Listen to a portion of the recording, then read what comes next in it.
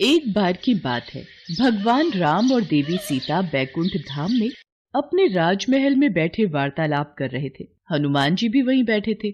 वार्तालाप के बीच में माँ सीता भगवान राम से बोली, प्रभु, बहुत समय से धरती का चित्रण नहीं देखा। पृथ्वीवासी सब प्रकार से कुशल मंगल तो है ना? मैं सोच रही थी एक बार धरती का चित्रण मेरे समक्ष अंकित कर देते तो मैं धरती वासियों का हालचाल जान लेती। देवी सीता, आपको चिंतित होने की आवश्यकता नहीं है। मैं अभी आपको धरती का चित्र दिखाता हूँ। भगवान राम ने हवा में हाथ उठाया और धरती का चित्रण उनके समक्ष आ गया। धरती पर मनुष्य, जीव जंतु सब दिखाई देने लगे। उन्हीं के बीच हनुमान जी की नजर राम मंदिर में बैठे एक पंडित पर गई। राम सिया राम, सिया राम जय जय राम। राम सिया राम, सिया राम जय जय राम। हे प्रभु, हनुमान जयंती उत्सव आने वाला है। इस बार भक्तों का चढ़ावा आ जाए तो मुखिया जी मुझे अच्छे पैसे दे देंगे, वरना भक्तों का चढ़ावा कम आता है तो मुखिया जी भी पैसे देने में बहाना करते हैं। किस सोच में डूबे हो पंडित जी? क्या विचार किया है? हनुमान जयंती पर ऐसा क्या प्रस्तुत करोगे ताकि भक्तों की भीड़ लगी रहे? देखो पंडित जी, अब ये कथा कीर्तन सुनने कोई नहीं आता। एक दो भक्तों से कितना चढ़ावा इकट्ठा हो जाएगा ये आप भी जानते हो। और अगर इस हनुमान जयंती पर ज्यादा चढ़ावा नहीं आया तो फिर मुझे कुछ और ही सोचना होगा। वैसे भी आपकी उम्र हो चली है, अब आप राम मंदिर की जिम्मेदारी नहीं संभाल पाओगे। मुखिया जी, ऐसा न कहिए। गांव में राम मंदिर की पूजा करते हुए मुझे कई वर्ष बीत गए हैं और इसी मंदिर के कार्यभार के सहारे मेरा परिवार चलता है। लक्ष्मी बिटिया की शादी की बात पक्की कर दी है। अचानक ये मंदिर का कार्य छूट गया तो लक्ष्मी की शादी कैसे कर पाऊंगा? ठीक है, फिर हनुमान जयंती उत्सव आने तक ऐसी रौनक लगाना कि भक्तों की भीड़ दिन रात राम मंदिर में आती रहे। मंदिर में हनुमान जी की सोने की मूर्ति लगवानी है। इसके अलावा जितना चढ़ावा आएगा कार्य उतनी जल्दी संपन्न होगा। हे बजरंगबली, अब मैं क्या करूं कि राम मंदिर में भक्तों की भारी भीड़ उमड़ पड़े। हनुमान जयंती को तो अब आप ही कुछ कीजिए, मेरी सहायता कीजिए बजरंगबली। प्रभु, मुझे लगता है पुत्र हनुमान को सहायता के लिए जाना चाहिए। सीते, हम भी हनुमान को यही कहने वाले थे। पवन पुत्र, तुम इसी समय धरती लोक पर जाओ और पंडित जी की सहायता करो। उन्होंने तुम्हें सच्चे हृदय से पुकारा है। ठीक है प्रभु, मैं इसी समय धरती लोक पर पहुंच जाता हूँ। हनुमान, तुम्हें साधारण मनुष्य की भांति ही पंडित जी की सहायता करनी होगी और आवश्यकता पड़ने पर ही अपनी शक्तियों का उपयोग करना। श्री राम और माता सीता की आज्ञा पाकर हनुमान जी मनुष्य रूप में धरती लोक में पंडित जी के पास पहुंचे। जय श्री राम पंडित जी, मैं बड़ी दूर से आया हूँ। क्या कोई काम मिलेगा? आपकी अति कृपा होगी। काम? इस मंदिर में तुम्हें काम तो दे दूं, पर मेरे पास इतनी धनराशि नहीं कि तुम्हें तनख्वाह दे सकूं। पंडित जी, काम के बदले में आप मुझे रोजाना मंदिर के चढ़ावे के फल खाने को दे दिया करना। मेरे लिए वही काफी है। इसे काम पर रख लेता हूँ। मंदिर के कार्य में मेरी सहायता करेगा तो मुझे भी सहारा मिलेगा। अब ठीक है, तुम आज से ही मंदिर की साफ सफाई और पूजा की व्यवस्था का कार्य कर दिया करना। हनुमान जी मंदिर का सारा कार्यभार संभालने लगे।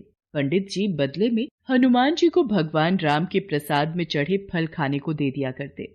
हनुमान जी के आ जाने से पंडित जी को भी सहारा हो गया था। एक सुबह जब पंडित जी कथा कर रहे थे, हनुमान जी अपने असली रूप में आ जाते हैं और मंदिर में भजन गाते हुए नृत्य करने लगते हैं। आते जाते भक्तों की भीड़ लगनी शुरू हो जाती है। भक्त मंदिर में चढ़ावा चढ़ाकर और आशीर्वाद लेकर हनुमान जी के भजन और कीर्तन नृत्य का आनंद ले रहे थे। ये सदानंद बजरंगबली की वेशभूषा पहनकर कितनी सुंदर झांकी प्रस्तुत कर रहा है। भक्त भी सदानंद को हनुमान जी के रूप में देखकर खुश हो रहे हैं। अब तो हनुमान जी पंडित जी के साथ मंदिर में अपने असली रूप में भजन कीर्तन करते और भक्त झांकी को देखकर खूब आनंद लेते। धीरे धीरे मंदिर में भक्तों की भीड़ लगने लगी और हनुमान जयंती उत्सव आते तक मंदिर में बहुत मात्रा में चढ़ावा आ गया। अरे वाह पंडित जी, इस बार तो कमाल हो गया। इस बार तो मंदिर में अच्छा चढ़ावा चढ़ा है। अब मंदिर की मूर्ति की स्थापना भी हो जाएगी। मुखिया जी, ये सब कार्य सदानंद के कारण परिपूर्ण हुआ। सदानंद ने हनुमान जी की वेशभूषा पहनकर मंदिर में बहुत ही सुंदर नृत्य और भजनों से भक्तों के बीच रौनक लगाई। फिर तो बहुत अच्छी बात है सदानंद। इस हनुमान जयंती पर महाकीर्तन में ऐसी ही वेशभूषा में कार्यक्रम प्रस्तुत करना। हनुमान जयंती उत्सव का दिन आ गया। हनुमान जी खूब नृत्य कर रहे थे। तभी आओ वीर सिंह। सुमित्रा, अच्छा हुआ आज तुमने वीर सिंह को भी उत्सव का न्योता दे दिया। पंडित जी, ये मेरा साला है। हनुमान जी की सोने की मूर्ति स्थापना में आज इसके भी शुभ हाथ लग जाएंगे। जीजा जी, हनुमान मूर्ति तो काफी भारी बनवाई है, बड़ी महंगी रही होगी। साले साहब, ये मूर्ति मंदिर के चढ़ावे में आए पैसों से बनी है। ये मंदिर की अमानत है, काफी पहुंचे हुए सुनार ने बनाई है। आओ स्थापना करते हैं। राम मंदिर में हनुमान जी की सोने की मूर्ति स्थापित हो जाती है और खूब धूमधाम से हनुमान जयंती का उत्सव होता है। पर अगले दिन, हे राम, हनुमान जी की मूर्ति कहाँ गई? मंदिर से मूर्ति चोरी हो गई। जीजा जी, हो ना हो, यह हनुमान जी की सोने की मूर्ति पंडित जी ने ही चुराई है और उनकी बेटी का ब्याह है और उन्हें पैसों की जरूरत है। तुम ठीक कह रहे हो वीर सिंह। पंडित जी को जब पुलिस पकड़ कर ले जाएगी तभी वो सच बोलेंगे। ऐसे उनके मुंह से सच नहीं निकलेगा। पुलिस को बुलाओ, पंडित को गिरफ्तार करेगी। इंस्पेक्टर साहब, असली चोर पंडित जी नहीं, मैंने ही मंदिर से मूर्ति चोरी की है। आप मुझे गिरफ्तार कीजिए, पंडित जी को नहीं। अरे सदानंद, तू ये क्या कह रहा है? तू ये सब क्यों कह रहा है? तू ये सब क्यों कर रहा है? इस चोर ने अपना गुनाह खुद ही कबूल कर लिया है। अरे गिरफ्तार कर लो इसे। इसे कड़ी से कड़ी सजा देना इंस्पेक्टर साहब। इसने चोरी की है, वो भी हनुमान की मूर्ति की। अच्छा हुआ चोरी का इल्जाम उस सदानंद पर आ गया। अब मैं इस मूर्ति को बेचकर ढेरों पैसा कमाऊंगा। अरे कौन है? कौन है? अरे ये कौन मुझे थप्पड़ मार रहा है? कोई सामने क्यों नहीं आता? मैं सदानंद के रूप में हनुमान हूँ, जिसे तूने गिरफ्तार करवाया। पुलिस के सामने तुझे सच बोलना होगा कि असली गुनाहगार तू है। तूने मूर्ति चुराई है और तू उसे बेचने वाला है। मत मारो, मत मारो, मैं पुलिस को सब सच बता दूंगा। मेरे मन में लालच आ गया था, मुझे छोड़ दो। वीर सिंह भागता हुआ पुलिस थाने पहुंचता है। इंस्पेक्टर साहब, मुझे बचाओ। सदानंद मतलब हनुमान जी मुझे पीट रहे हैं। मैं अपना गुनाह कबूल करता हूँ। मैंने ही हनुमान जी की मूर्ति चुराई है। वो तो बात सही है, पर तेरा दिमाग खराब हो गया है के? हैं? सदानंद तो सामने देख, जेल में बैठा है। वो तेरे पास कैसे आ सकता है? नहीं इंस्पेक्टर साहब, वो मेरे पीछे ही खड़ा है। वो मुझे पीट रहा है। मुझे जल्दी से जेल में बंद कर दो। मैंने अपना गुनाह कबूल कर लिया है। इतनी देर में पंडित जी और मुखिया भी गांव के सभी लोगों के साथ पुलिस स्टेशन पहुंचते हैं।